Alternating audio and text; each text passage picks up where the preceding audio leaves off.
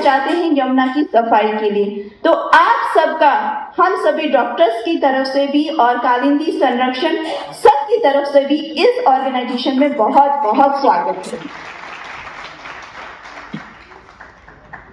दोस्तों, भाई कहीं या बहनी कहीं या भगिनी कहीं, हमारी संस्कृति वो संस्कृति है जो सिखाती है कि पर्यावरण के साथ किस तरह से जिया जाता है। कालांतर में हमारी संस्कृति में हमारे ही चीजें जो हम करते आ रहे थे उनके लिए एक संदेह उत्पन्न कर दिया गया। हमारी संस्कृति हमें कहती है कि सुबह उठे तो हम क्या श्लोक बोलते हैं, कराग्रे वसते लक्ष्मी कर्मध्ये सरस्वती कर्मुलेत गोविंद प्रभाते कर दर्शनम। अपनी डेस्टिनी का डिसाइड करने वाला फैक्टर कौन है? आपके कर्म। आपके कर्म ही आपको आगे लेकर जाते हैं। जो कार्य आप इस संसार में करके जाएंगे उसका ही फल आप भविष्य में आप या आपकी पीढ़ियां भोगेंगी।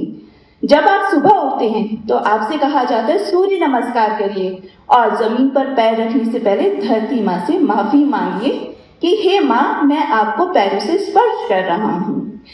सूर्य नमस्कार और नहाने के बाद में कहा जाता है तुलसी को जल दीजिए। आखिर आप सभी लोगों ने कभी सोचा कि हम तुलसी का पौधा ही क्यों घर में लगाते हैं? हम लोग दोस्तों कहना चाहेंगे 1000-1500 सालों तक अपने एक अस्तित्व की लड़ाई लड़ रहे थे। हम जो कार्य करते थे उन्हीं पर क्वेश्चन मार्क लगा दिए गए। जानते हैं तुलसी का पौधा वो पौधा है जो रात के समय में सबसे ज्यादा ऑक्सीजन देता है। सोचिए, हमारे यानी पूर्वज ये बात जानते होंगे, तभी तो उन्होंने आपके लिए कहा कि तुलसी का पौधा हर घर में होना चाहिए और आपको उसको जल देना है। जब हम खाना बनाते हैं सबसे पहले रोटी किसकी निकलती है?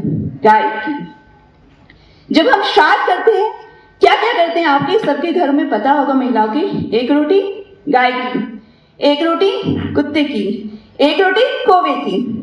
तो हमसे ज्यादा पर्यावरण संरक्षण विद कहना चाहिए या पर्यावरण के साथ जीने वाला व्यक्ति और एक कहना चाहिए संस्कृति कौन हो सकती है? अभी आजकल कांवड़ यात्रा चल रही है, क्योंकि अब मैं जल पर भी आ जाती हूँ। कांवड़ यात्रा का कभी साइंटिफिक रीजन सोचने की आप लोगों ने कभी कोशिश की? मैं आपको थोड़ा सा आज इसके पीछे का कुछ बताना चाहती हूँ।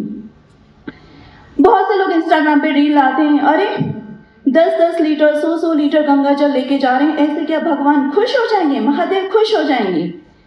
क्या आपको नहीं लगता वो वाटर कंजर्वेशन का एक एग्जाम्पल भी अपने साथ लेकर चल रहे हैं कि वो एक लोटा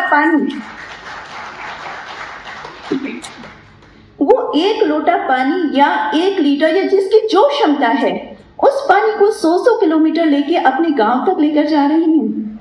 उसके बाद अब इसके साइंटिफिक रीजन पे मैं अगर बात करूं, 1896 का वो समय था जब अर्नेस्ट हॉकिंग, एक साइंटिस्ट बैक्टीरियोलॉजिस्ट, भारत आए। तो उन्होंने गंगा वाटर को स्टडी किया। उन्होंने गंगा वाटर में देखा कि इसमें 1100 तरह के बैक्टीरियोफाजेस पाए जाते हैं। आप लोग जो थोड़ा बहुत साइंस जानते हो, बैक्टीरियोफाजेस का मतलब वो होता है वायरस का वो पार्टिकल जो बैक्टीरिया को ग्रो होने से रोकता है। मतलब गंगा का पानी कभी सड़ता नहीं है और गंगा के पानी में अगर विब्रियो कॉलेरा यानी हैजा उत्पन्न करने वाला बैक्टीरिया डाल भी दो तो पनपता नहीं।